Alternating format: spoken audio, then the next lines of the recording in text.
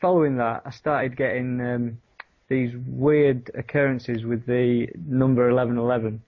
I don't know if do you know, have you looked into much with the 1111 yourself? Do you know about it? Yeah, definitely. Yeah. I mean, to set the groundwork for where I'm coming from, obviously, I've got a few like facts here that I'd just like to say, because obviously it's the basis for a lot of my work. Yeah, sure. And obviously, this number, this 1111 is it seems to work itself into a lot of things.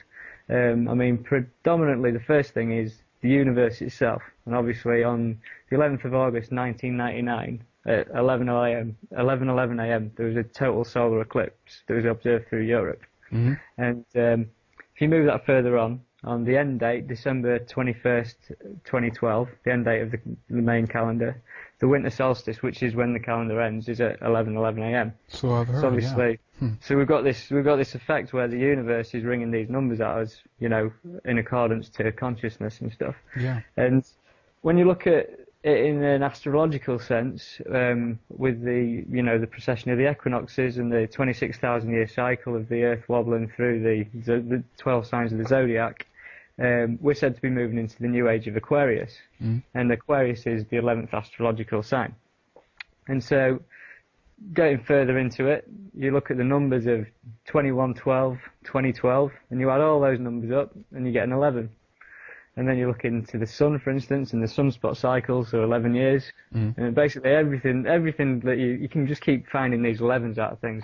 And you could argue that, are you looking for them? But basically, when it's that amount of things within the universe, it's not like I'm looking for them because they are there. Yeah. You can't deny that.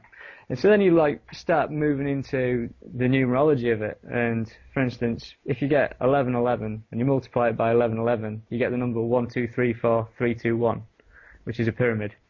Okay, so you've got a pyramid numerology that you can get out of the 1111. Backtrack on that a little bit and take it a little bit slower for us again. Okay. Yeah. Okay. Well, if you've got the time code 1111 and you multiply it by the same thing, so 1111 times 1111, you get the number 1234321. Okay. So if you imagine that as a visual, you've got a pyramid.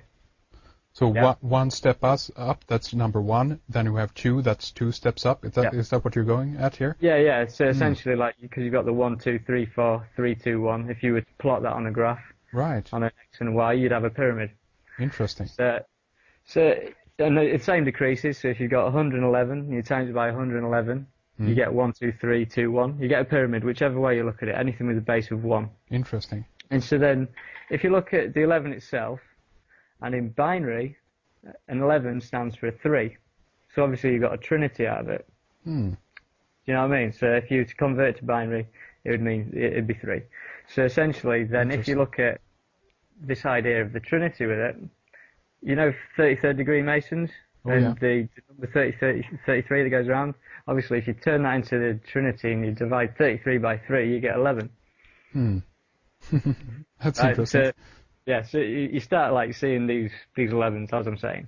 So then you move on to recent events, and you get to September the 11th, 2001, right? And you realise that the building was stood like an 11.